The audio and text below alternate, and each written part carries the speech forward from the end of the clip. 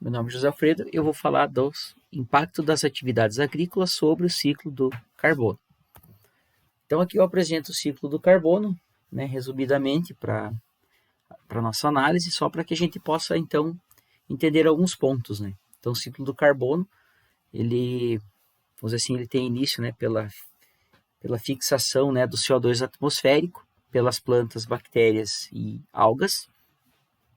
Esse carbono então ele vai percorrer os níveis tróficos dentro do nosso ecossistema, e o gás carbônico ele vai ser devolvido para a atmosfera a partir da respiração dos animais, das plantas e pela combustão de material orgânico. Tá?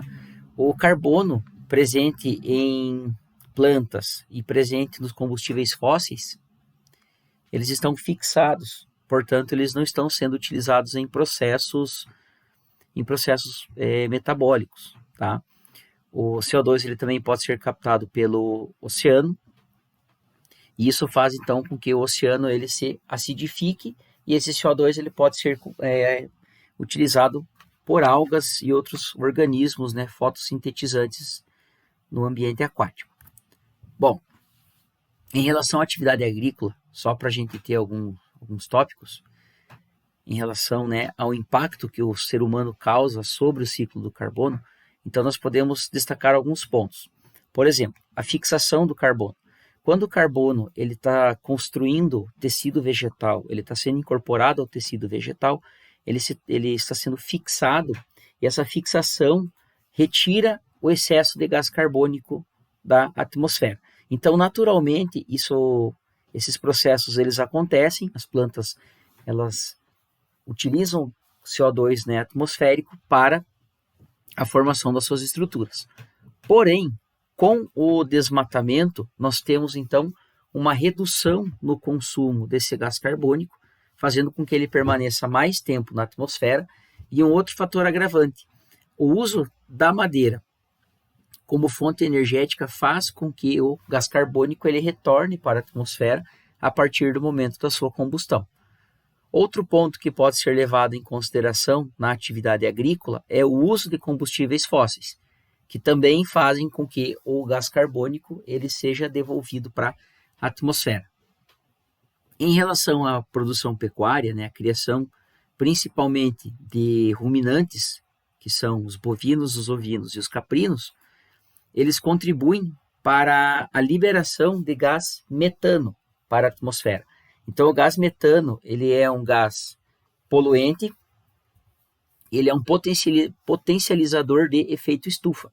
Então, o gás carbônico ele é um causador de efeito estufa, e o metano ele potencializa esse fenômeno. O efeito estufa ele compreende, então, a absorção de radiação por moléculas de gás, fazendo com que a temperatura do planeta ela se eleve. Então, esse fenômeno foi capaz, então, de proporcionar o surgimento da vida dentro do nosso planeta. Bom, se eu estou colocando muito gás carbônico na atmosfera, estou aumentando a concentração de gás carbônico na atmosfera e estou diminuindo as fontes consumidoras desse gás carbônico, ou eu estou colocando mais metano também na atmosfera junto com o gás carbônico, então o efeito estufa ele tem sido potencializado. Então ele tem feito com que as temperaturas médias do planeta elas se elevassem. Com isso, temos algumas consequências, como, por exemplo, a acidificação dos mares e lagos e também o derretimento das calotas polares. Mas um outro fator que também é importante é a alteração no zoneamento agrícola. Uma vez que a temperatura média ela se eleve, cultivares que antes não poderiam ser trabalhadas em determinadas regiões por conta do clima, estão podendo ser introduzidas por conta dessa adaptação.